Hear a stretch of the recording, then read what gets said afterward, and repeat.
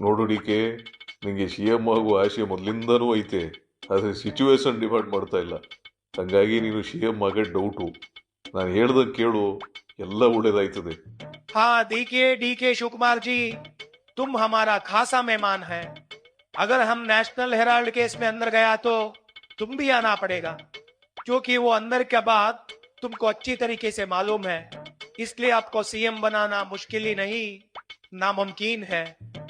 D K C M ಆಗ್ತಾರೋ ಇಲ್ವೋ ನನಗೆ ಗೊತ್ತಿಲ್ಲ. ಸದ್ಯ ಅವರು ಡಿ ಸಿ ಎಂ ಆಗಿರೋದೇ ಆಕಸ್ಮಿಕ. ಡಿ ಕೆ ಸಾಹೇಬ್ರ ಹತ್ರ ಅಂದೇನು ಟಿಕೆಟ್ ಕೇಳೋಕ್ ಹೋದಾಗ ಯಾರೋ ಹುಚ್ಚ ಬಂದವನೇ ಎಂದಿದ್ರು.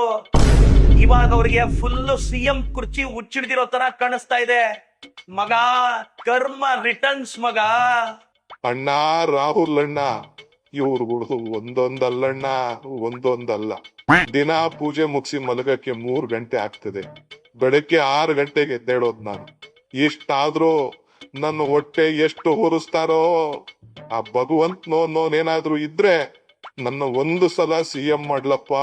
ಸಮಾಧಾನ ಮಾಡ್ಕೊಳ್ಳೋಣ, ಸಮಾಧಾನ ಮಾಡ್ಕೊ. ಏ ಡಿ ಕೆ, ನಾವಿಲ್ಲಿ ಸೇರಿರೋದೇ ನಿನ್ನ ಸಿ ಎಂ ಮಾಡಕ್ಕೆ ಕಣಪ್ಪ. ಆ ಸಿ ಎಂ ಮಾಡಕ್ಕ? ಅಪ್ಪ ಅಪ್ಪ ದೇವ್ರೆ, ಇವತ್ತು ನನ್ನ ಮೇಲೆ ಕರುಣೆ ಬಂತೇನಪ್ಪ.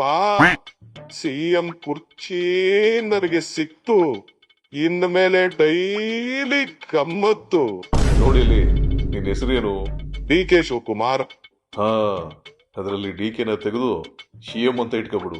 ಆಗ ಜನ ಡಿ ಕೆ ಶಿವಕುಮಾರನ್ನ ಬದಲು ಸಿ ಎಂ ಶಿವಕುಮಾರ್ ಅಂತ ಕರೀತಾರೆ. ಆಗ ನೀನು ಸಿ ಎಂ ಓದೋಗೂ ಆಗ್ತದೆ, ನಾನು ಕುರ್ಚಿ ಬಿಡೋದು ತಪ್ತದೆ. ಹೆಂಗೆ?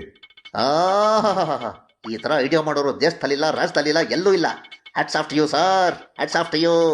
ಸಿಎಂ ಶಿವಕುಮಾರ್ಗೆ ಜೈ, ಸಿಎಂ ಶಿವಕುಮಾರ್ಗೆ ಜೈ.